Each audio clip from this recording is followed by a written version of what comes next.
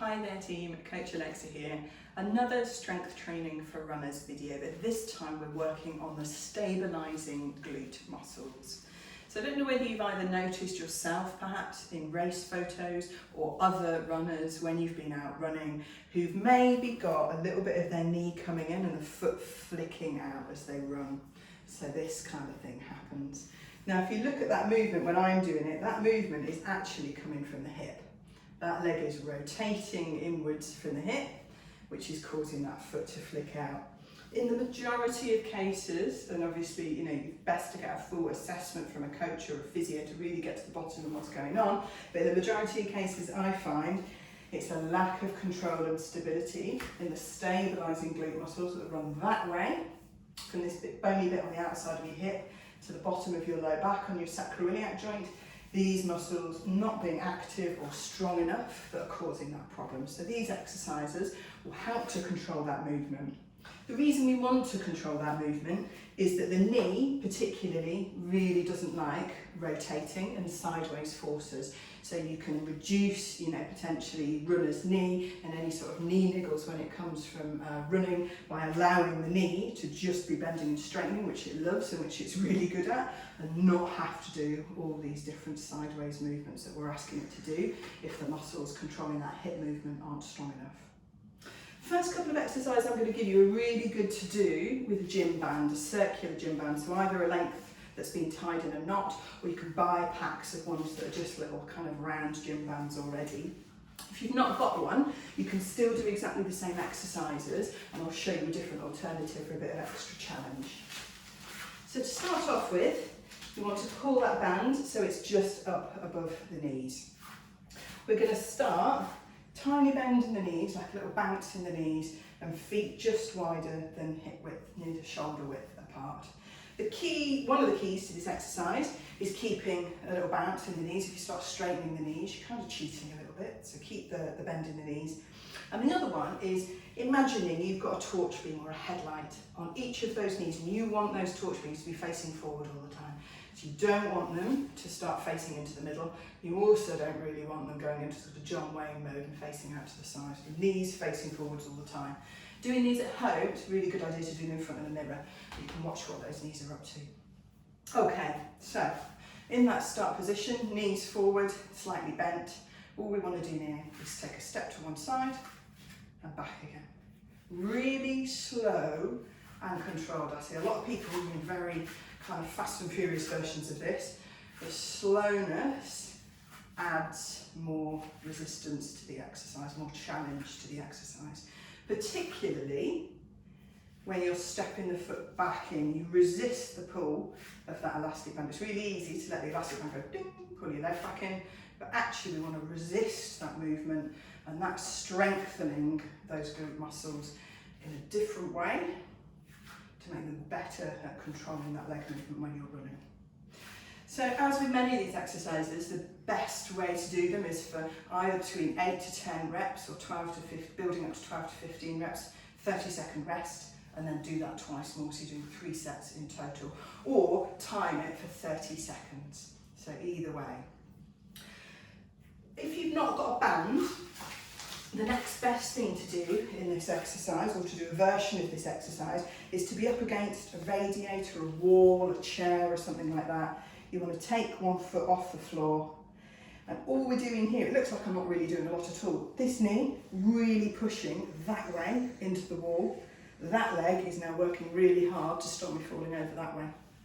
So it looks like I'm not doing a lot. I'm standing nice and tall. There's still a little bit of a bend in that knee's still pointing forward, pushing that way into the radiator, resisting that push with the other leg, swapping around and doing it on the other side. 30 seconds each side, ideally. Next exercise we're going to do, again you can make more difficult with a band if you wish, but I'll show you how to do it without first.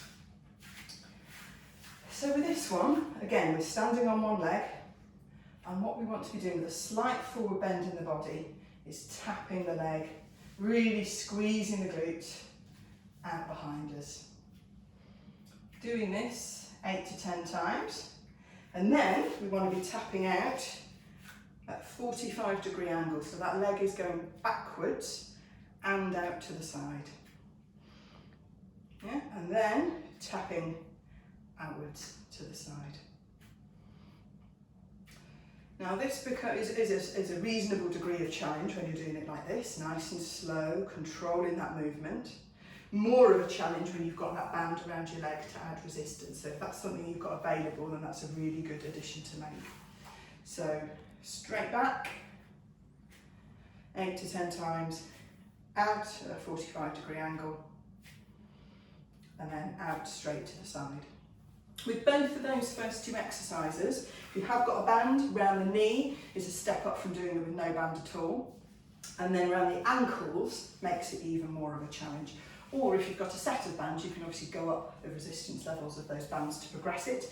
Once you've got to that 12 to 15 reps 3 times with your 30-second rest in between. Okay, we're going to come to the floor now. And there's a few wonderful exercises you can do lying on the floor that really get into these stabilising glutes. We're practicing that motion, the opposite of that inward rotation that we're trying to control when we're running.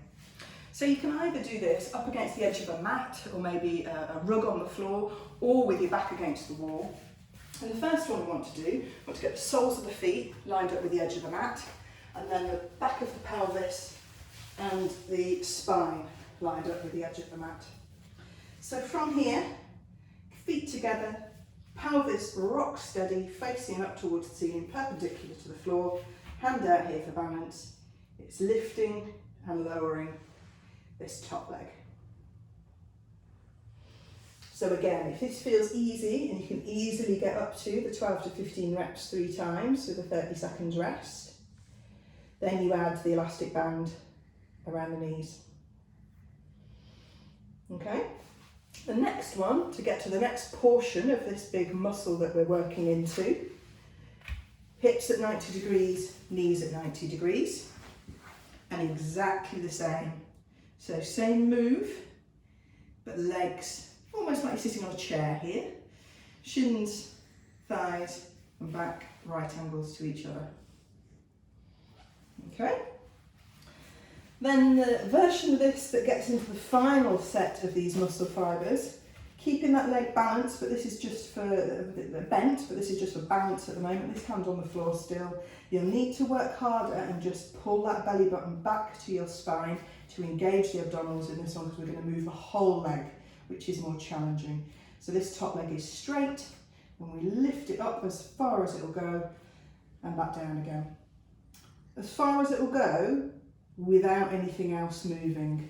So it's easy to get more height if we start moving our pelvis and hitching the pelvis upwards, but we don't want to do that. We want to keep the gap between the pelvis and the rib cage the same here, and all we're doing is moving the leg in the hip socket. Nothing else is moving.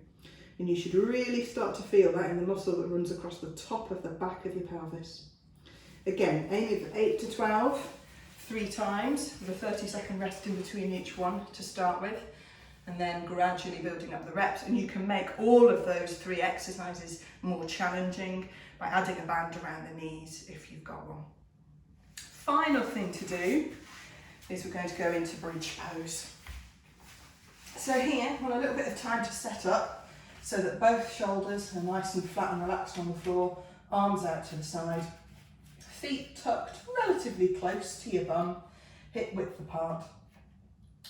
And the base level for this exercise is to just switch that core on, as I say, pull the belly button back to the spine, lifting the hips until you're in a straight line, shoulders, hips to knees, and then lowering back down.